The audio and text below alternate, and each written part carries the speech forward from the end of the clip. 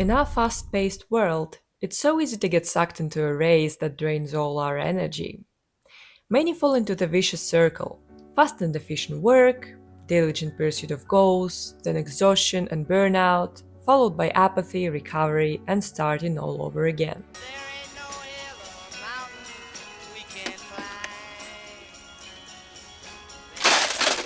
And most importantly, it's often we who do this to ourselves. There's no taskmaster cracking the whip, forcing us to work until exhaustion, criticizing and constantly comparing to others. We don't need one. This taskmaster resides within us. And our society contributes greatly to the formation of this critic, namely through the illusion of limitless opportunities, best choices, the culture of self-improvement, and social media. People with a strong internal taskmaster often indeed reach great heights, become millionaires, create masterpieces, change the world, make a significant contribution to society. But they're often the same people who say that reaching these heights hasn't made them any happier. In this race, we tend to lose one important component: joy of life.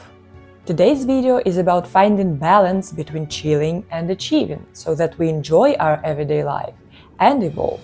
Because blindly striving goals can lead to exhaustion and disappointment, as well as life without dreams and goals can be dull and even oppressing. I would even say that it's precisely the goals that we set for ourselves and how we pursue them that forms our lives and our satisfaction with it. To set the right goal is the first step. For that, we need to identify and prioritize our core life values, which requires some inner work. Values are quite abstract and defining them might not be easy, so here are some of them so that you can start the thinking process. Joy, freedom, authenticity, stability, health, learning, contribution to society. These values then serve as guides on our journey and help us move into the right direction. Easy to guess, the goal should align with our values. So it's worth analyzing your memories, desires, and your attitude to what people around are doing. Because if we don't pay enough attention to this step, we might spend years trying to achieve someone else's success that simply won't make us happy. Imagine the situation. Bobby is pursuing a career in corporation to earn a lot of money so that his children never want for anything. But the job drains all his energy and time, leaving him with little interaction with his children and spouse. If Bobby's core value is family, he would probably not feel happy, because in fact he has little connection with them, although he might reassure himself that he works for his children. So he should have done better analysis before setting his goal. Apart from values, it's important to sensibly assess how ambitious the goal is. If you tend to perfectionism, you might set the bar too high, based on wonderful success stories and the best of the best in desirable field. In such case, there's a risk of sinking into procrastination and experiencing significant stress caused by the immense distance between where you are now and where you want to be. Another point about goals, and I'm only speaking about my experience now, although we constantly hear that in order to achieve a goal, we need to be fully concentrated on it, visualize it, being even obsessed with it, repeat affirmations, I've come to the conclusion that it's better to try and lower your expectations and maintain a loose attachment to the goal. Because if we keep too high emotional attachment to the goal, we tend to associate our personality with our work.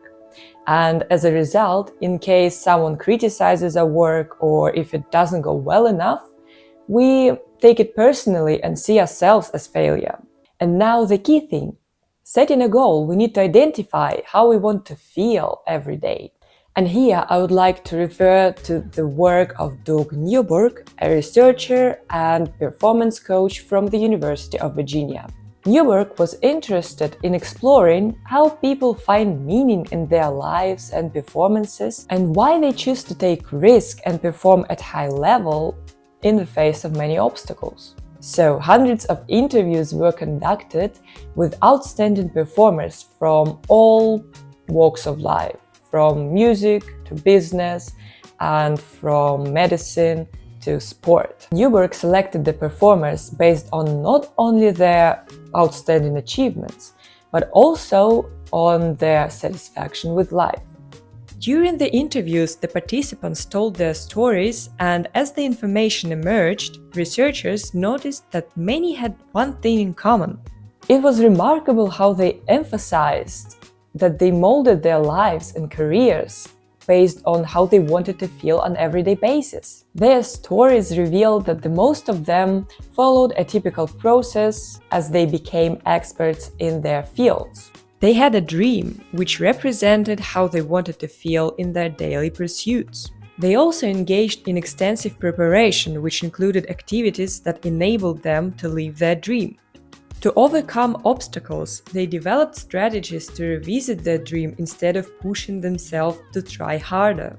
This cyclical process that guided the performance and life was termed resonance, or RPM, in case you would like to learn more about the concept. Here it's important to clarify one thing. Many confuse goals with dreams. Based on the literature, a goal is specific, quantitative, and external to the person. It is a name or aspiration. It is usually in the future. It's often one of a progressive series of steps, a way station, or a measure of progress. The virtue of goals is that they give individuals targets and benchmarks to measure the improvement of their performances. In Newberg's concept, the dream drives the goals.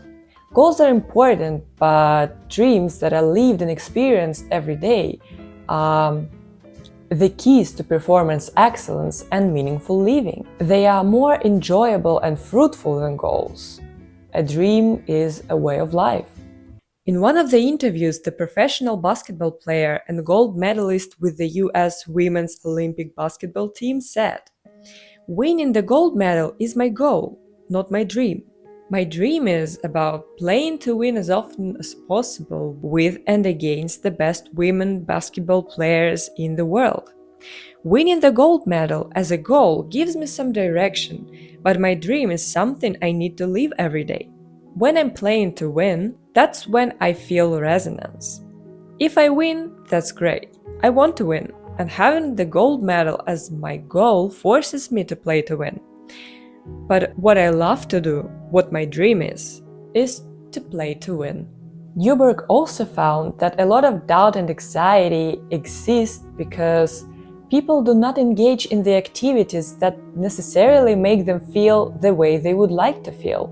In other words, we should experience a small part of our dream on our way to it every day and from the very beginning. Inspired by the thought, I went outside to practice what I preach. Felt good.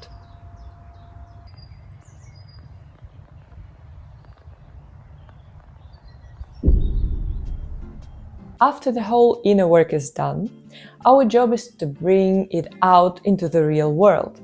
In other words, we should start making authentic decisions that are in coherence with our inside and lead to our dream. And it's not that easy to apply in reality because our dreams and values sometimes are not the same that society dictates, like having family, making a career, buying property, or constant traveling. Our authentic success might not be that successful to other people, and sometimes it takes a lot of courage to follow it.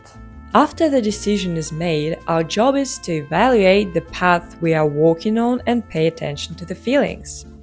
Do you struggle and have to constantly push yourself with the help of discipline, or you feel calm and able to dive into the state of flow, when you don't notice time going by and feel maximum engagement with the activity?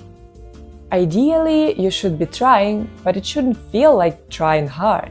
The whole idea is to stay on that path and wait for the authentic success. Authentic because your success might not look successful for people around you, but it would feel successful internally. It doesn't mean that the way to the goal will always seem so easy and enjoyable, but when you're struggling, it's important to slow down and remind yourself of your goal and why you chose it, and about the pleasure that it gave you and continues giving.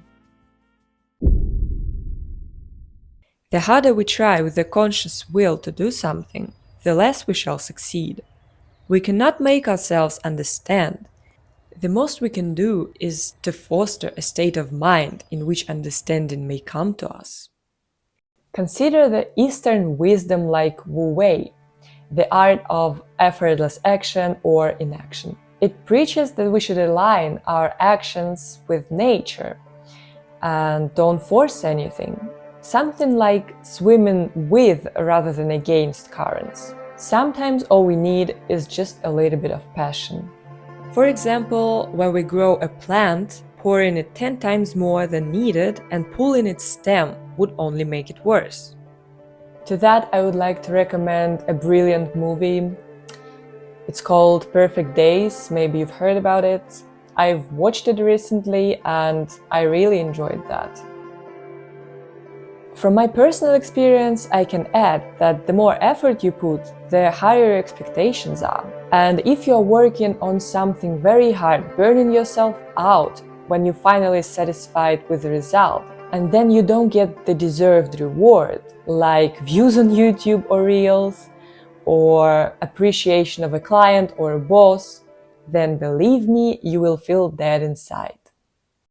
To sum up all that has been said, not to lose joy on a life path, we should sensibly set goals that are in coherence with our values and abilities, as well as are led by our dream. From the very beginning, we should define how we would like to feel on everyday basis while achieving the goal.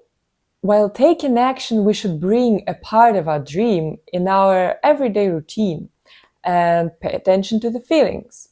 It shouldn't feel like trying very hard most of the time. Otherwise, it might be better to revise the goal. And remember to be patient. Forcing things is not needed if you're enjoying the way you already want.